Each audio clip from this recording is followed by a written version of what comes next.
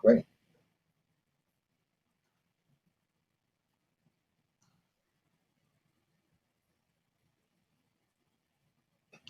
And good afternoon, everyone, and thank you for joining us for the Festival of Startups. I hope you enjoyed the sessions this week and are going to tune in for some more today. So this afternoon, we've got a fantastic session from Jason Green, who's going to be talking to you all about leading, managing, and driving accountability with remote teams. I'm going to hand over to Jason. Jason's had over 20 years experience in being an entrepreneur, working in executive leadership teams, and he knows exactly sort of the situation we're all faced with right now. We're being in lockdown and having to manage our teams remotely. So Jason's going to be going through some of his favorite books and picking out some nuggets of gold and sharing them all with you this afternoon. So over to you, Jason. Thank you. Good afternoon, everyone. Thank you for having me here today. This is going to be a bit more of a workshop, so hopefully, it'd be great if you could all get a piece of paper and a pen. You're going to need to do a little bit of work as we go through, and I'm also going to ask you to put your answers in the chat. So in this session, I'm going to introduce you to 5 leadership and 5 management abilities, practices that are going to help you become a great boss and become better at managing remote teams. But before I do that, I just want to introduce you to the EOS, which is called the Entrepreneurial Operating System. And it's a way to harmonize and orchestrate all the moving parts in your business to help you run a better business and live a better life. And so this is based on a book called Traction, and I've got 20 copies of this book to give away.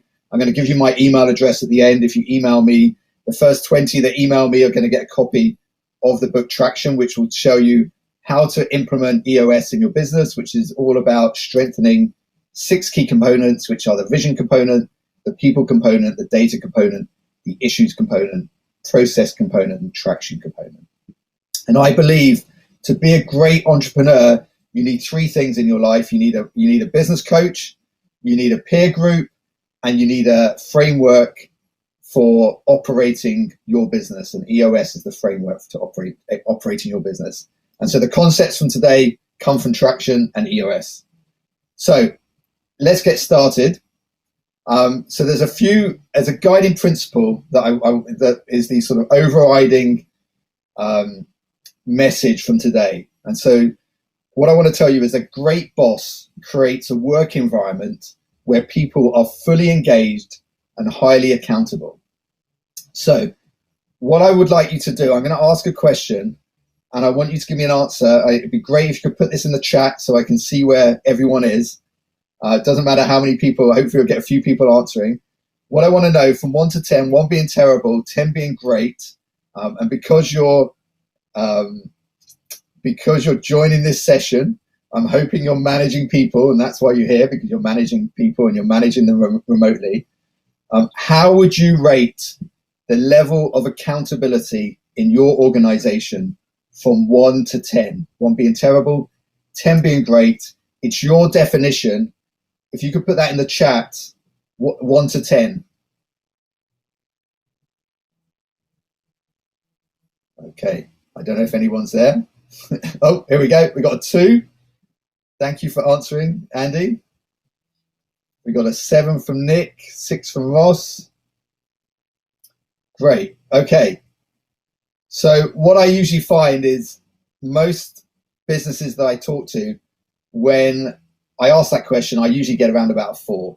They give people work to do just to be, and they're just frustrated that they assign work and they don't get any, the work just doesn't get done. So first of all, I want to introduce you to five truths about leading and managing remote teams. The first one is being a great boss can be simple. So I'm sure you've seen it out there. There's thousands of books on leadership and management. They can make it confusing, contradictory, and really sort of tie you up in knots. Some will list a vast array of characteristics that you must have and you must do. But the truth is, all you have to do is these five simple leadership and management practices that I'm going to teach you today. You'll be a great boss. It really is that simple. The second thing is your style does not have to change. You can be nice or tough. You can be introverted or extroverted, charismatic or reserved.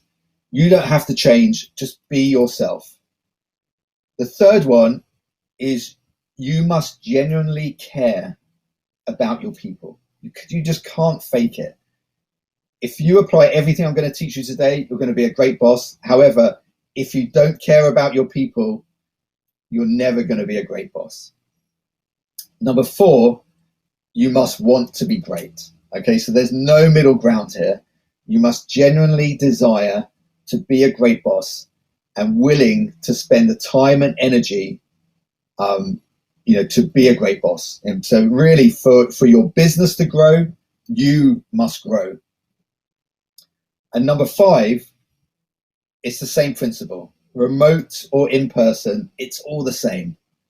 Whether you're leading and managing remote teams or in-person teams, if you follow what I teach you today, you're going to get great results.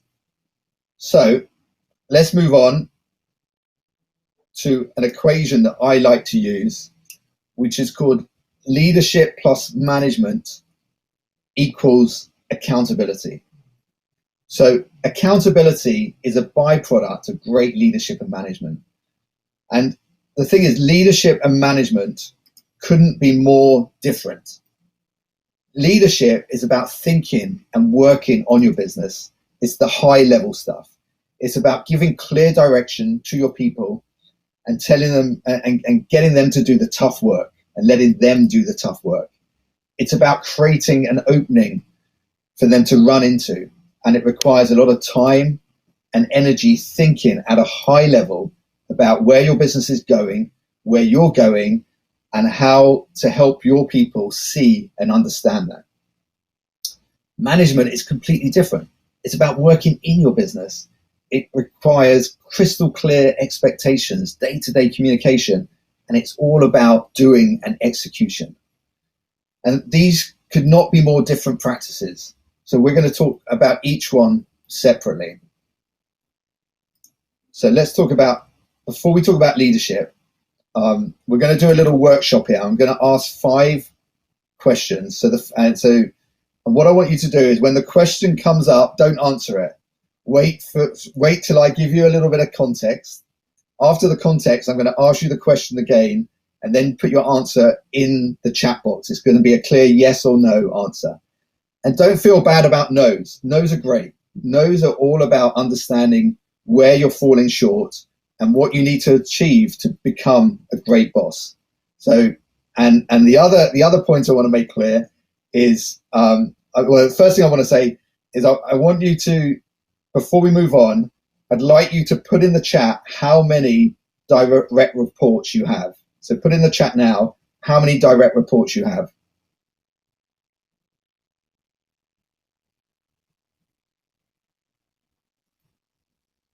So we've got 4 from Andy. Anyone else want to put the number of direct reports they have?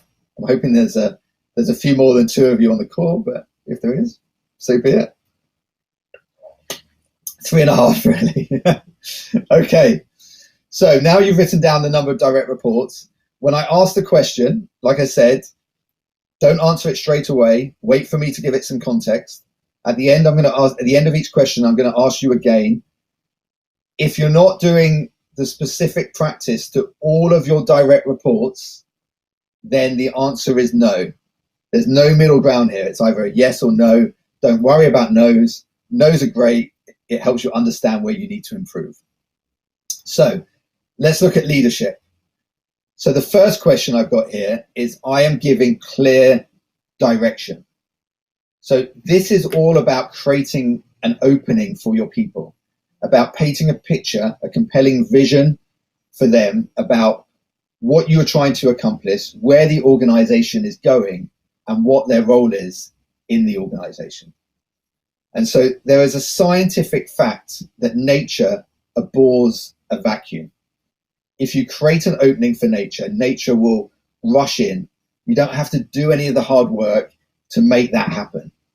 That's what we're talking about here. But in a business, it's not that easy. It takes hard work and dedication.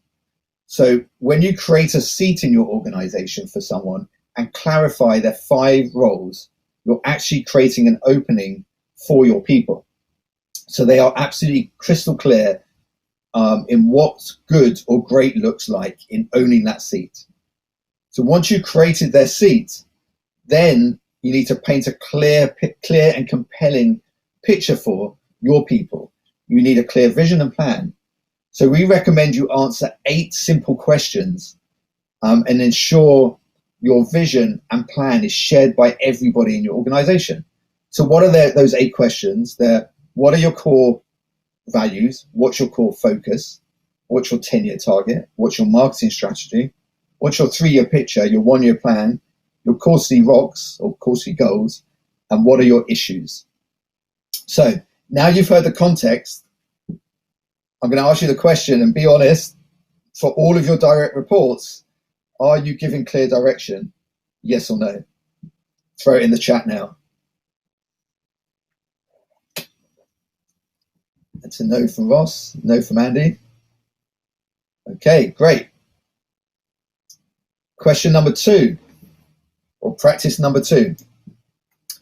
I am providing the necessary tools. So now you've created the opening for your people and you all share the same vision. Are you giving them the tools they need to succeed week in and week out? So do they have the training they need, the technology, the people around them to support their efforts? And most importantly, do they have the time and attention from you so they are able to do great work every day, every week, every month? Answer now, yes or no? That's great. Yes from Andy. I'm hoping Ross is still with us. A no from Ross. Okay, don't worry about the no's. This is all. Oh, and a yes from Nina. Well done. And just so you all know, you're gonna, if you want to, at the end, I'm going to offer you a self-assessment sheet that I can send you, but we'll say that at the end. So number 3, I am letting go of the vine. So you've now created the opening and you've provided the necessary tools. Are you letting people run and figure things out and become successful on their own? Or are you one of those managers that needs to be on top of them, smothering them every day and not letting them run? So to give you an example, I like to share a great book on letting go of the vine. It's called The 1 Minute Manager Meets the Monkey by Kenneth Blanchard. And he paints a vivid picture of what it feels like to be a leader who's not letting go of the vine. What he talks about is all of your employees are coming in to you day in and day out. They walk into your office, you've got plenty of stuff going on, and they are carrying monkeys on their backs. It's a problem, it's a question, it's a challenge. And they desperately want to hand that monkey to you, leave it on your back, and then leave your office while they go away without any monkeys on their back. And so by the end of the day, you're going to end up with 20 frigging monkeys in your office or on your back, running all over your office, not allowing you to get anything done. So practice number 3, I am letting go of the vine. Answer yes or no.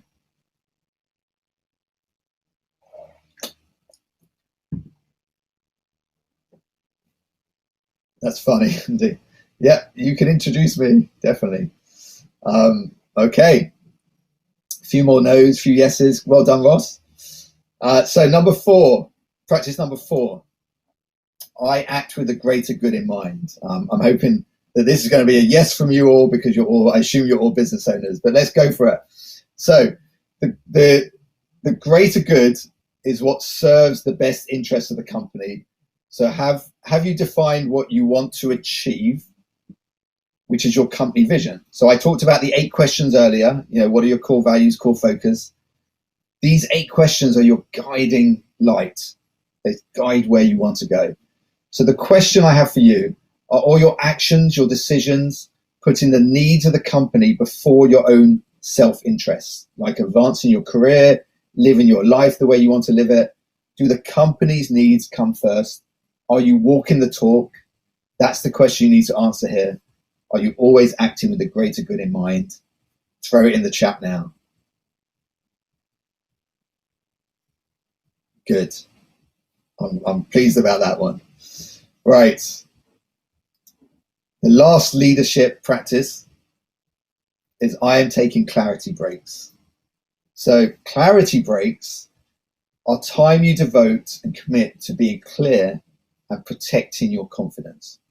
So great leaders take time to think about work, think and work on their business, not always in their business. And when you feel overwhelmed, you are inundated with tasks and to-dos and people coming at you, you do not have the time and energy to think and work on the business. So it's just a commitment you make to yourself every day, every week, every month, in a place and a time you can do your best thinking. And you keep this appointment sacred. It's the most important time you spend as a leader, week in and week out. So, and just to give you an example, if you can't, if you have a clarity meeting and if you can't figure out what you're going to do in a clarity break, worst case, you're just going to take out a pen and a piece of paper, let your thoughts flow, and I promise you, your mind will take over from there. So practice number 5 is I am taking clarity breaks, yes or no?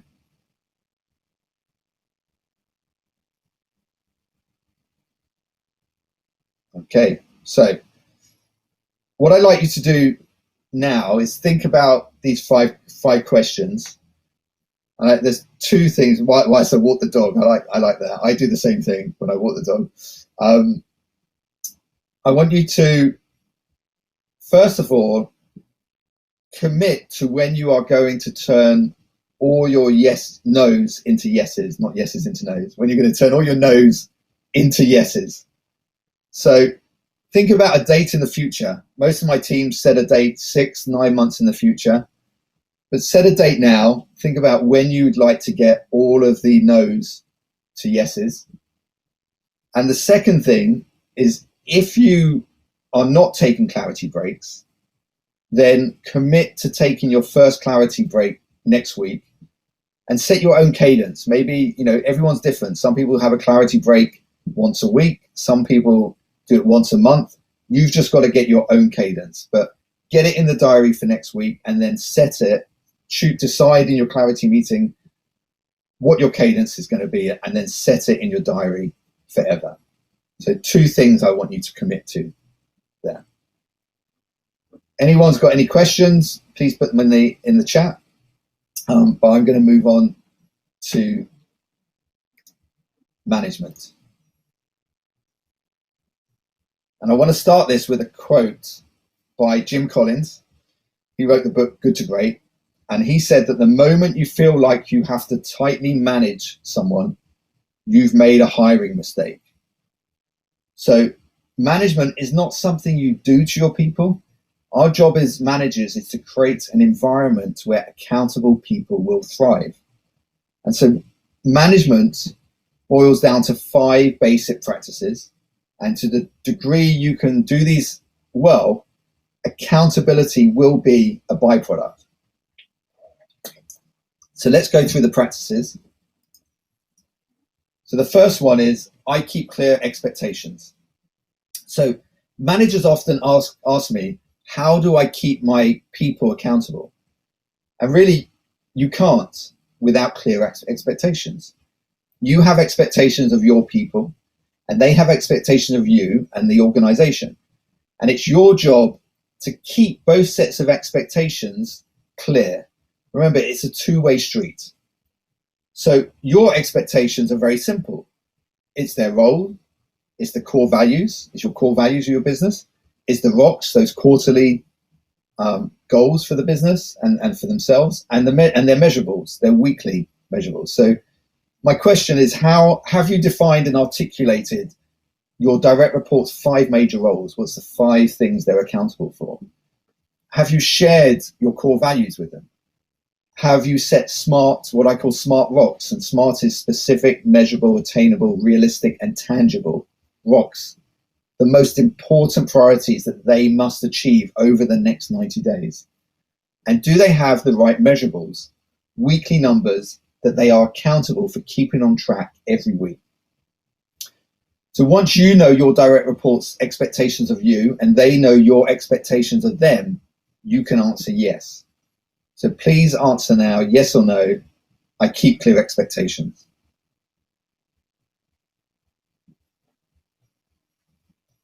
We've got a few no's and a yes from Lena. Well done, Lena. And but remember, no's are okay. This is all about learning. Where's the gap? Practice number 2, I am communicating well. So again, this is a 2-way street. The rule here is no assumptions, no guessing. You have to really know what's on each other's mind. And the easiest way to do this is simply to ask. And so those times when you're having a tough conversation with one of your direct reports and he or she gives you that look, and when you're in a hurry, it's easy just to walk away assuming that he or she is upset or frustrated with you. And the best way to really be sure and eliminate assumptions is just to ask why the look, and really ask and spend the time to get on the same page. And there are thousands of techniques out there for communicating well, but here are just 3 that I want to share with you that might help you. So the first one we call 2 emotions, and it's an exercise when you are thinking people are not communicating well. You simply say, I tell you what, there is something on your mind and I want to get to the bottom of it. We're both going to share 2 feelings or emotions, one positive, one negative, and I'll go first and you go back and forth, breaking through barriers and getting better communication with each other with this technique.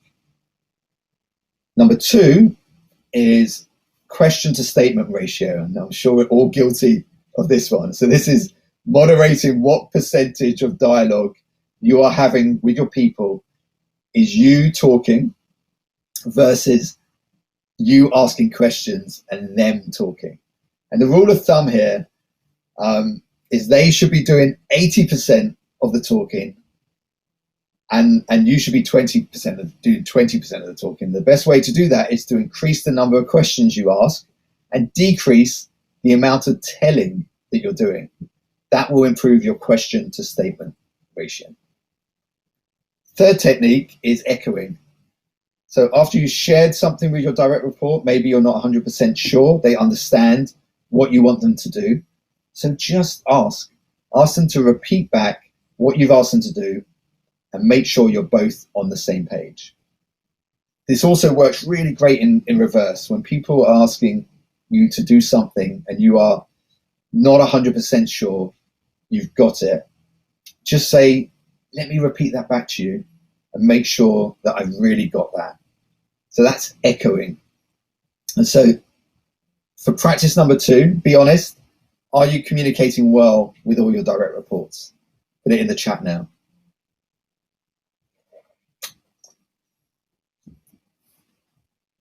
Thank you for your honesty. Hesitantly less. Well, remember, it's binary, so it's a yes or no. You decide, Andy. Yes, cool. So, practice number 3. I have the right meeting pulse. So, there's a few things here. This is when you're having meetings. This is about having an even exchange of dialogue. Ideally, when you are meeting with your direct reports, this isn't your meeting where you're doing all the talking. It's the team's meeting and we are participating equally. So if you're walking away with all the to-dos and you're bringing all the issues and headlines and you are not hearing from your people, if they are spectating, you need to get better at an even exchange of dialogue. The second thing, to have great meetings, you must report measurables. You cannot have a great meeting pulse without reporting measurables. Weekly numbers that people are accountable for, quarterly rocks. And how you keep connected with your direct reports is important. There are 3 ways to stay connected. Some organizations never meet and are never connected. And when that's the way things work, something bad is always about to happen. The second way is connecting where people are smothering each other. They're on top of each other. And in this environment, nothing good ever happens. And what we're really trying to do is spend just the right amount of time together to get on the same page, solve issues, and spend just the right amount of time apart. So I believe quarterly team priority setting meetings and weekly team meetings with the occasional one-to-one where needed is the right meeting pulse. So question number 3, answer now. I have the right meeting pulse with all of my direct reports.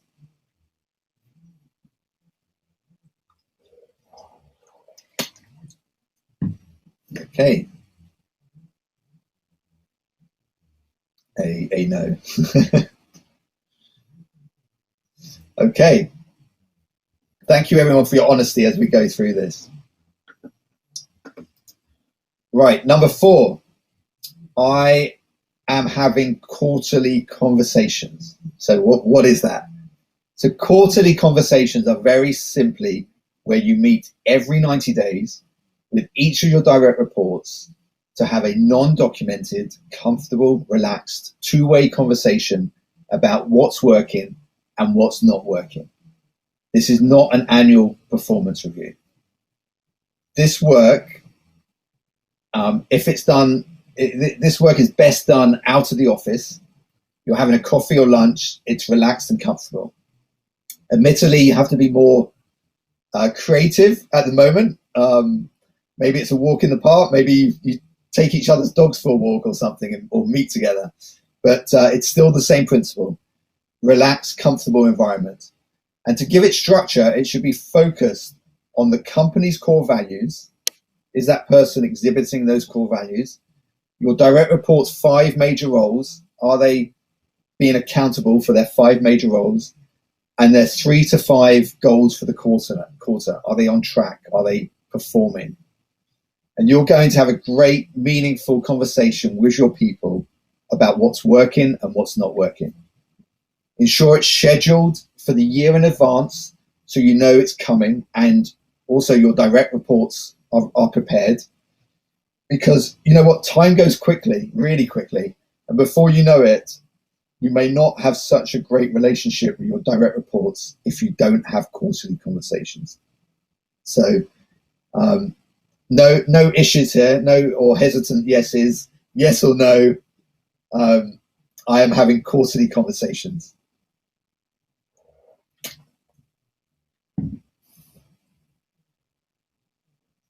Great. So the last management practice is I am rewarding and recognizing. So there was a great quote by Napoleon, and he said, no amount of money will induce someone to lay down their life, but they will gladly do so for a bit of yellow ribbon. And what he means here is that recognition and reward in front of your peers can be a lot more powerful than cash in terms of motivating someone to improve and be great. So what we're making sure with rewarding and recognizing is that you're giving your people the pat on the back or the kick in the ass that gives people the motivation to constantly get better. And I've got 4 simple rules for you. The first one is make sure you give positive feedback, positive or negative feedback, within 24 hours. If you wait too long, the moment is lost. The second one is always criticize in private and reward in the most public setting possible. There is nothing that motivates an employee more than being recognized in front of his or her peers. Number 3, be a boss, not a friend. Set examples, set an example and give feedback. And number 4, we call the 3 strike rule. And so let me explain. Let's assume you're doing all this stuff as a manager and leader well that we've talked about today, and you've got a direct report, and there is still an issue. It's not resolving itself, and that's when it's time to invoke the 3 strike rule. You've got to sit down. Typically, this is a documented meeting. Here's the disclaimer. Obviously, check employment law first. Check it to the, and follow it to the letter. But what you do is you conduct a strike 1 meeting. Clearly identify and describe those issues to the person and share 3 data points to help them really understand their weakness or failure with those issues. And we also always say 3 data points, because if you give them 1, they'll pass it away as coincidence. If you give them 2, they tend to be able to talk you out of it. But if you give them 3, you've got them. You then give them 30 days to correct the issue or the issues, and then you hold a strike 2 meeting. And at that point, the issue has either been resolved or you are having similar conversations to the first meeting. And you make it clear, if these issues are not resolved in 30 days, you are going to have to make a change. We then have the strike 3 meeting. And so most of the time, your direct report would have quit by now. They recognize that they are not going to be able to meet your expectations. If they haven't quit, you either confirm resolution of the issue or you let them go. That's the 3 strike rule. So, number 3, I am rewarding and recognizing. Please answer now.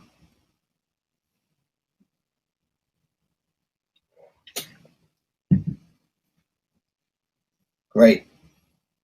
So, remember, that's gone a lot quicker than I thought it would do. But it'd be great if some of you got some questions. So remember, leadership, accountability is a byproduct of great leadership and management. And if you follow the 5 leadership practices and the 5 management practices that I've explained today, you will become a great boss. And it doesn't matter whether you're managing people in person or remotely, it is the same principle. You need the same meeting pulse. You need to give everybody clear expectation. You need the five yeses for leadership, 5 yeses for management. So please commit to getting to when you're going to get 5 yeses for leadership and 5 yeses for management. And to make this easier for you, if you want a copy of the leadership and the management self-assessment forms that have a little bit of information about what I've talked about today, then you can email me at jg@workcraft.com and I will send those to you. I'm also giving away 20 copies of the book Traction by Gino Wickman, which some of this information is in that book, and it's part of the EOS framework that I talked about earlier. The first 20 people that email me will, with their address, will get a copy. I'll put a copy in the post for you.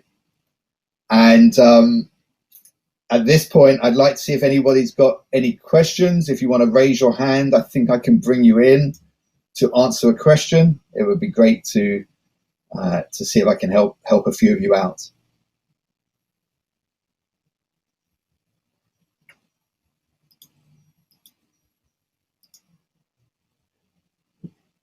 Oh, here we go. I've got Andy. Request mic. Now I've got to work out how I'm going to do this.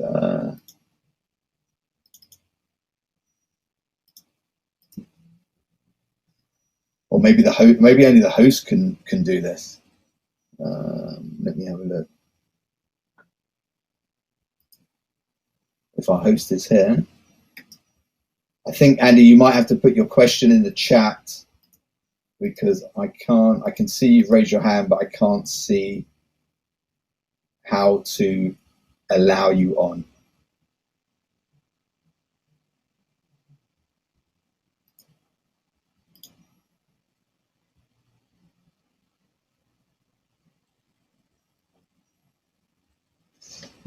How early when a business starts can EOS be used? That's a great question.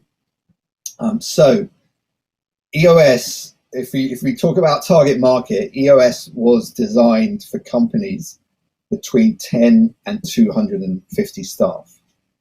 Saying that, your EOS can really help you build. It can really help you build the foundations of your business.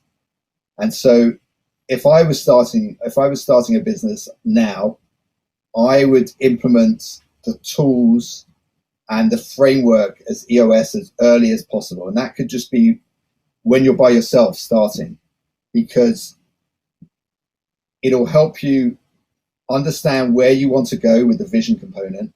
And then it will help you get the right people in the right seats with the people component. And it'll help you run your business on data to ensure that you are on track for achieving your vision. It'll help you deal with issues more effectively. It'll help you set the processes up, so when you're hiring people and onboarding them, they'll know what to do. And it will instill that accountability and discipline in the business from day one, so you are gaining traction. So I've just talked through all 6 key components there. So I would get to work as soon as you decide to start a business. I would get to work using it, and it will help you build the foundations for your business. Great question. I hope I answered that as you wanted. Has anybody else got any questions?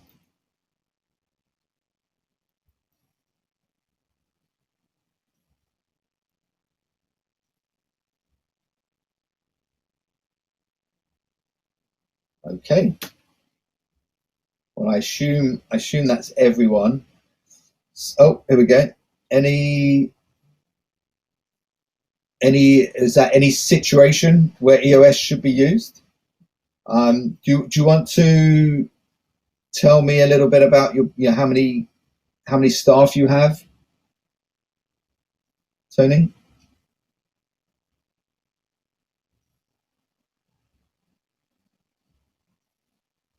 Oh, any situation where EOS shouldn't be used? I think when you get to like 3,000 staff, it does, you need to have a slightly different system by then. So I would say there isn't if you've got a business and you're growth orientated, you're open-minded, you're willing to be open, honest, and vulnerable with your team and with yourself and the team around you, EOS will really help you. Like I said earlier, I think there's 3 things that make a great entrepreneur. You need a coach to be the best that you can. You need a peer group, which will give you great, really help you. And you really need an operating system or a framework to run your business.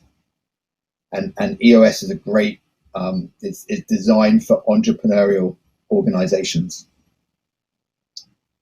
Okay, Tony, I'm currently hiring at the moment. I was just wondering if there was any situation where I need to be aware of where I shouldn't implement it or make any changes I need to make to use EOS. So if I've got your question right, are you thinking about your hiring process? Just give me a yes or no. Yes. Okay. So yes. So what EOS will do for you is, have you set out your core values? I'm asking. Yes, great. Okay. And have you heard of EOS before?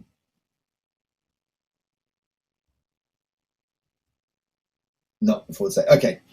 So core values are a great place to start because you really want to hire the right people, and those are people that consistently exhibit your core values. So make sure that you use your core values in the interview process. Use your core values, when the person is in your company and you're rewarding and recognizing. The second thing you want to do to make sure that you're hiring the right person for your business is use another tool in the Traction library, which is called the accountability chart. And the accountability chart will help you make sure that you've got everybody in the right seat within your business. So it's a little difficult for me to explain the whole process here. But what you want to do is take a step back from your organization and identify the right structure for your organization. So what are the seats? And generally that's based on having what we call an integrator, someone running the business, sales and marketing operations function, and a finance function. But you've got to tailor it for your unique requirements. And so once you've got the right structure, you then want to put the 5 major roles in each of those seats. And once you've got the structure and the roles and responsibilities, you then want to put people in seats. And when you're early on in that journey, you'll find, as a founder, you might be in lots of seats. And what that will really help you understand is which seat, so you're building your structure for this next 6 to 9 months. It'll help you understand what seat you need to fill next. So the combination of using your core values and the accountability chart will help you make sure that you are making the next right hire. I hope that helps.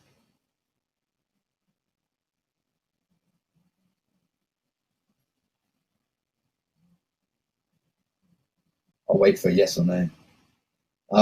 Does that answer your question, Tony? Maybe. Anybody else got any questions?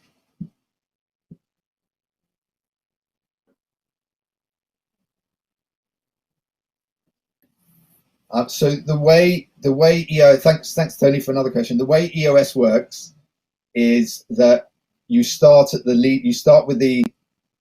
It's a lot to take in. It is, Ross. It is a lot. Just to let you know, I'm gonna go into the lounge afterwards, and I'm gonna sit at a table.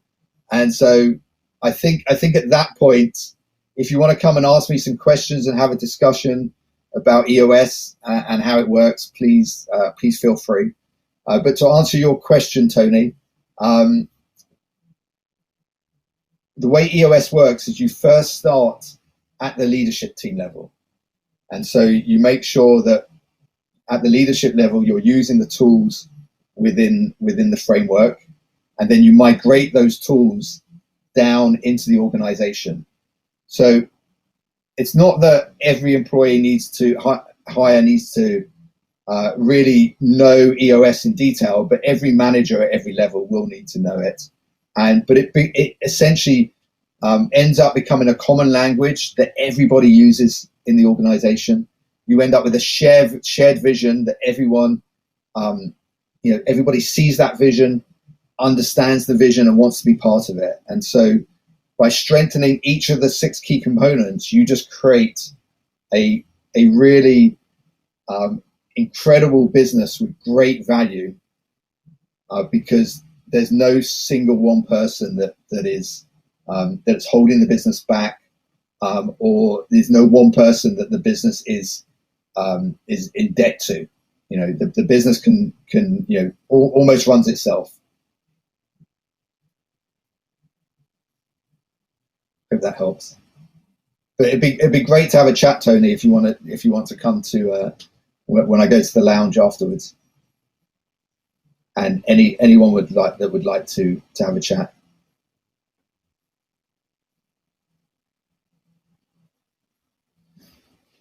That's fine, Tony. I'm really, really pleased that you're asking some really, really great questions. Really pleased. Anybody else got any questions before we go? I don't know if I can get hold of the host again. Oh, there we go. I've been here the whole time, Jason. I was trying to turn someone's mic on earlier. Oh, okay. No, you can't. Unfortunately, on this platform, you're unable to invite them in on sessions if they're not speakers. Okay. But obviously, I'm sure you can jump on a table with them afterwards and have a great chat. Yeah. Okay.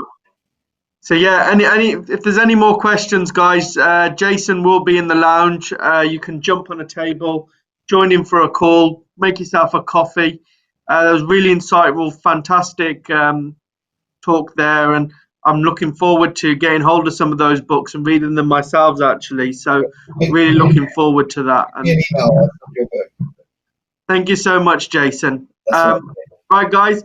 So if you're just have a look on your sessions list, we've got another session this afternoon, which is the explosion of socially and environmentally conscious startups with Samuel Lehane and Alex Elkins. So make sure you tune in for that. That'll be starting at 4 p.m. In the meantime, please do enter the lounge and network and have a chat with each other. Thank you so much, and thank you, Jason, again. Thank you very much. Thank you. How do I enter the lounge?